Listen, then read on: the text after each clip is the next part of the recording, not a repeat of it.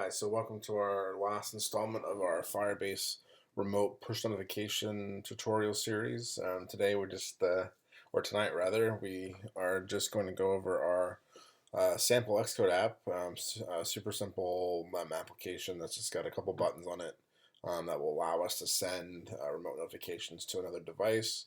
We're going to go over the Firebase notification console that allows us to really just test out our app, make sure it's configured correctly, and have some other campaign-based notification options to it. So before we begin, two things or a couple things to note.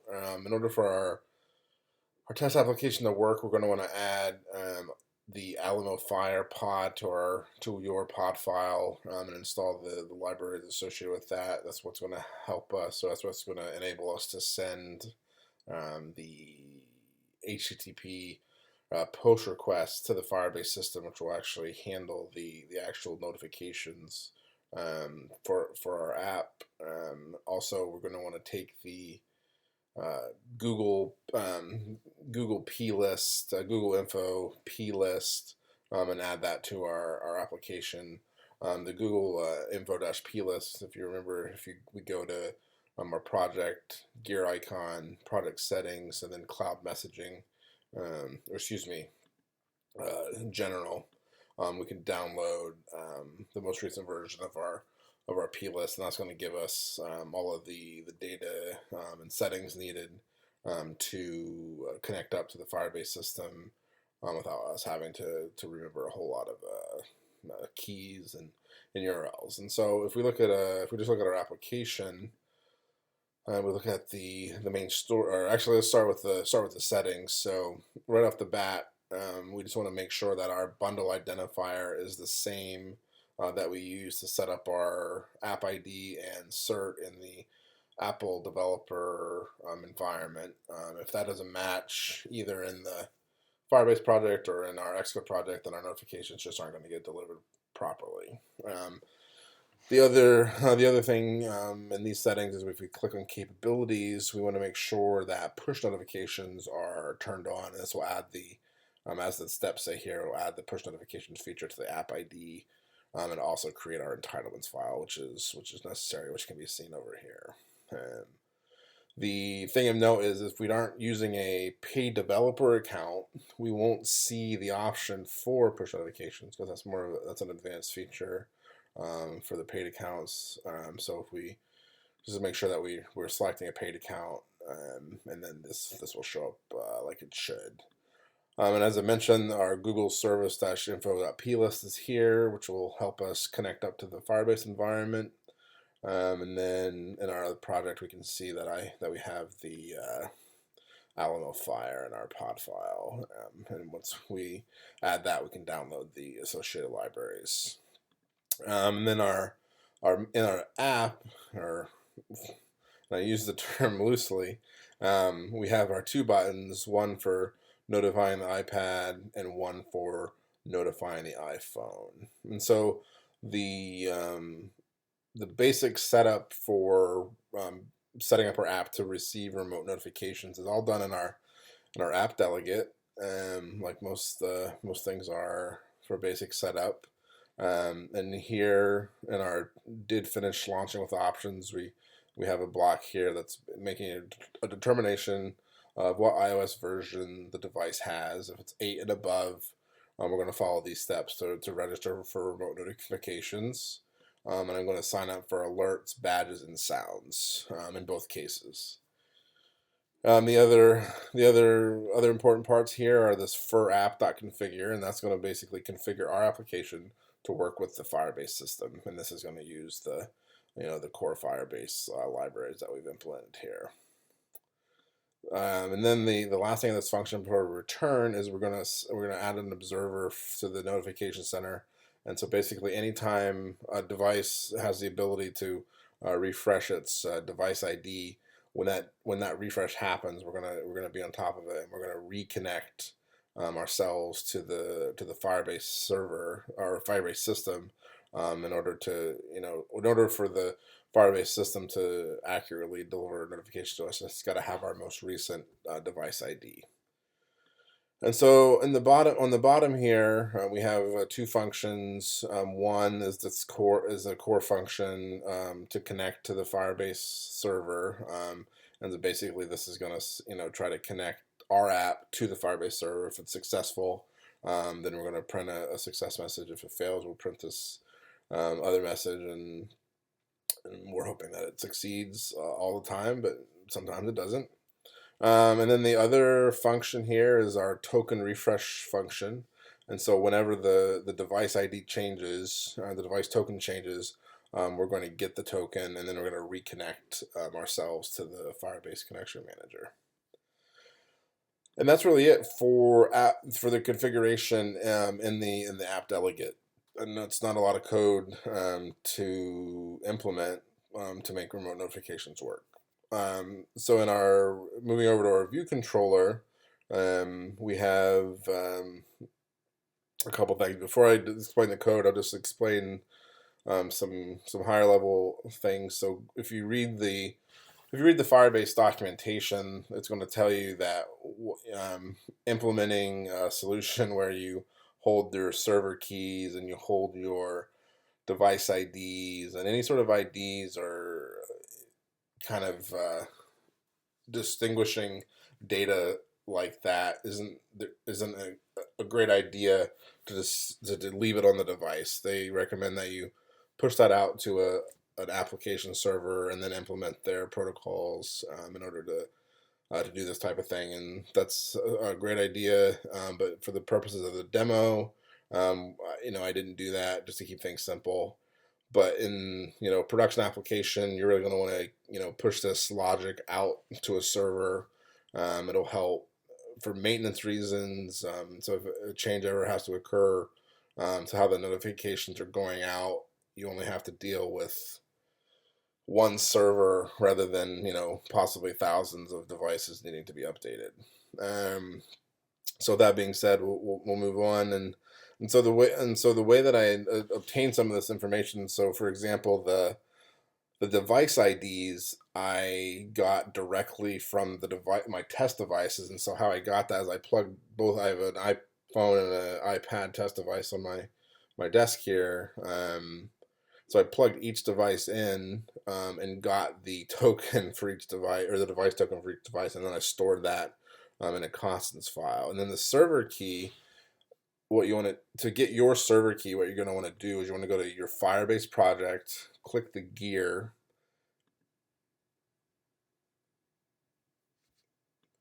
click the cloud messaging menu item, and then select your server key. Like I said, in a real production scenario, you're not going to want to share this information with anybody because that's your specific key for your project, and you don't want to ever share device IDs with anybody either, because they're just specific to your device. And in the wrong hands, bad things can happen. So looking at these functions in the send notification iPad and the send notification iPhone are actually basically identical, other than the device IDs.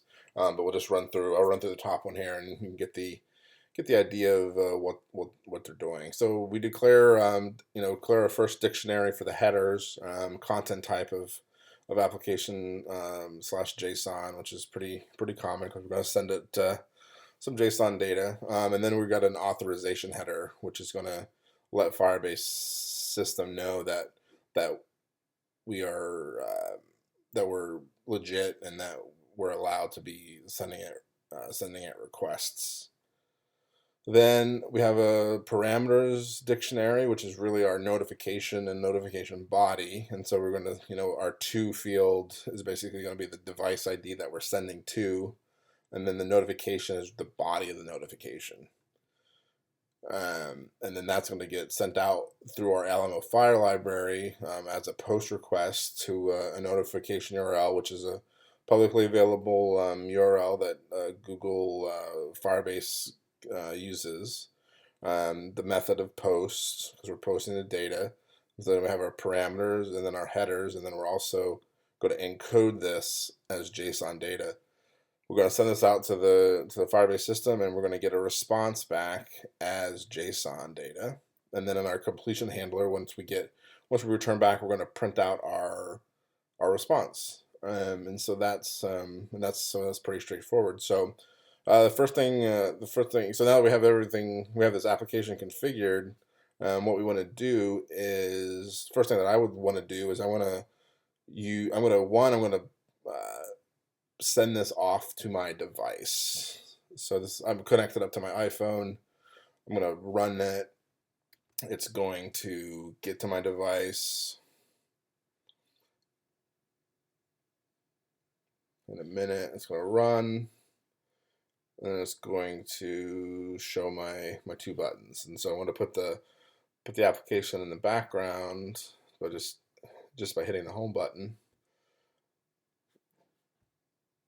And then I'm going to go over to the Google Firebase website, and then I'm going to select the notifications menu item, and then I'm going to say new message.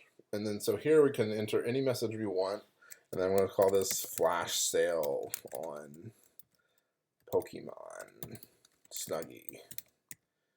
So this is a good way to interact with your users and let them know, this particular tool will let you send notifications out to your users of any, of any type, or any subset of users that you want.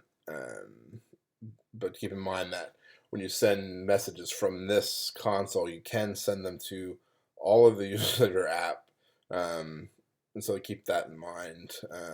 You also can send it to certain topics that your app users are subscribed to, such as news, sports, weather, etc. Or you can send to a single device. But here we're just gonna pretend that we have this flash sale on these Pokemon Snuggies, and everybody loves those. And so we're gonna send to the user segment, which is users of our app that have notifications enabled. We're gonna select our app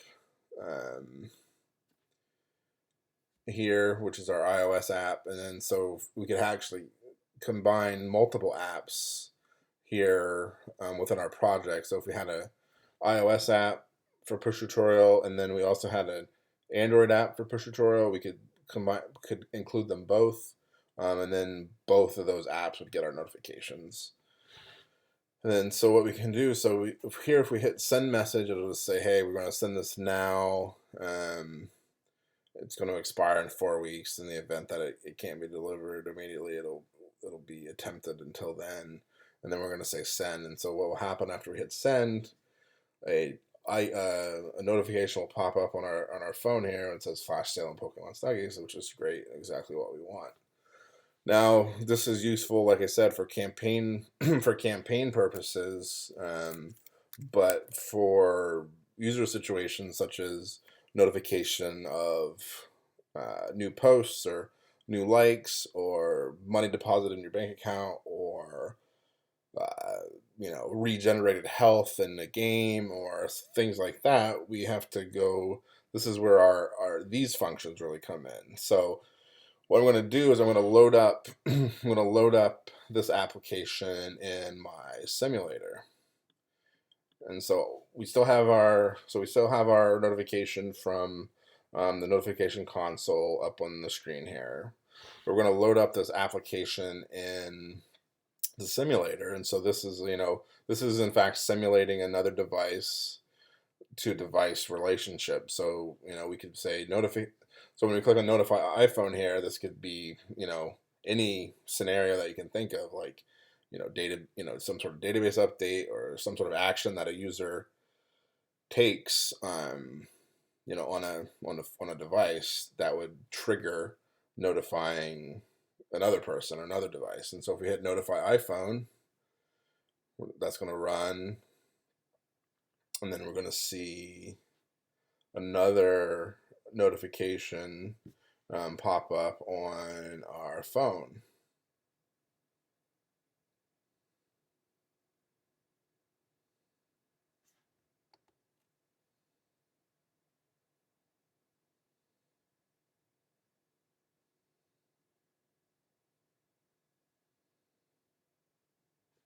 I think.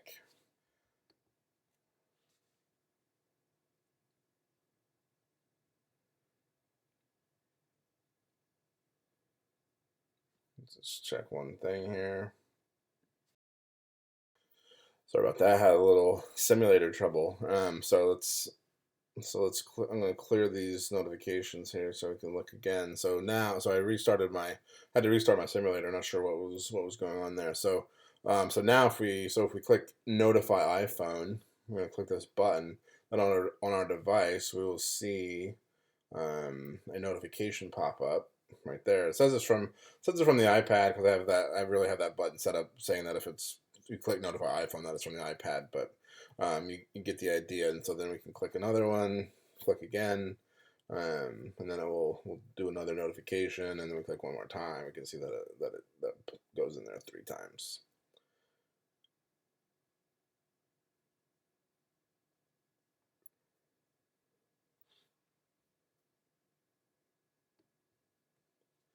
And it might just take a minute to come through. And so that's all fine and good, right? And and there's the other notification that came through. So really, and so then so right now I have my iPad that I had on my desk that has this version of the app. And so I'm going to unlock my iPad. I'm going to open the push tutorial app, and then I know it's probably really hard to see because it's a white background, but there are the two buttons that say notify iPad and notify iPhone. And so if I click notify iPhone, it's going to build up the notification, send it out over Alamo Fire, and then I get it again over on the iPhone. So now I have the 4 notifications, and the top one is in fact really from the iPad. And so I'm going to clear these, and then I'm going to look. So then I'm going to open up the application on my iPhone, put my iPad application in the background, and then I'm going to click